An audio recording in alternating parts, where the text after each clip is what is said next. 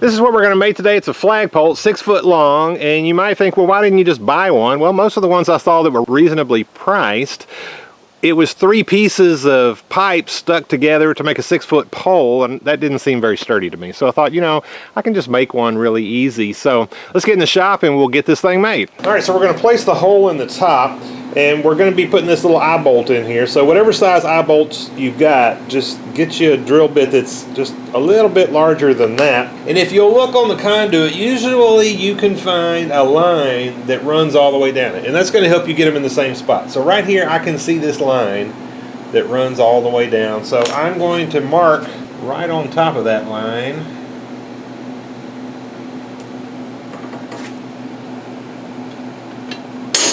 And I'm using an automatic center punch, and I'll list this in the description for you if you're interested. But it makes it real easy to make that little point to get you started. You don't have to have that at all, but you'll find if you don't have something to start you, it's going to bounce all over the place. All right, let's get this first hole drilled. See, it's already giving me trouble.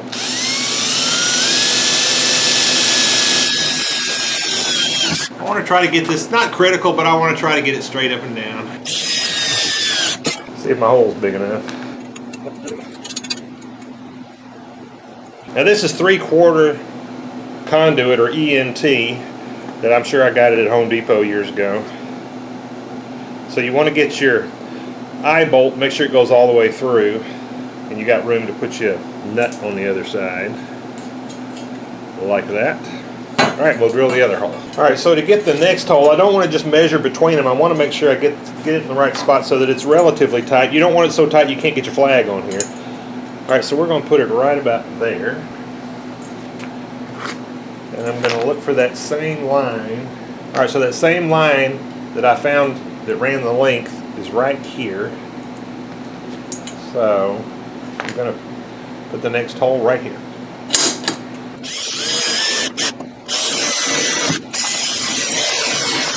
Here's the finial that I printed. It actually got some flaws in it right here, and the settings, I don't know how they were wrong, and it's actually solid.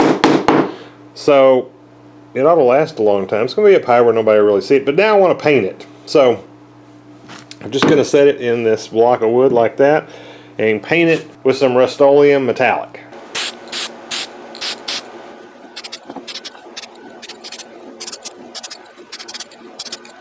So here's that finial after it's been sprayed, and I got about 6 coats on here. I was going to put 2 coats and then put a clear coat on it, but then, you know how you kind of get going in a project and you don't really pay attention. And so anyway, I read on the can that it's not recommended to clear coat it. So I just put 6 coats on there, and we'll see how long it lasts.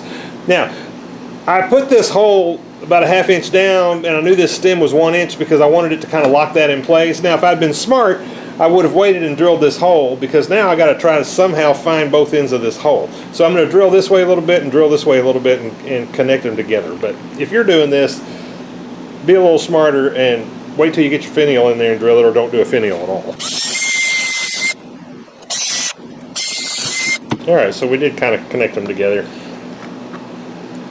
And then we'll put this back in there. And I also already Loctited the nuts on there. Sometimes I get carried away.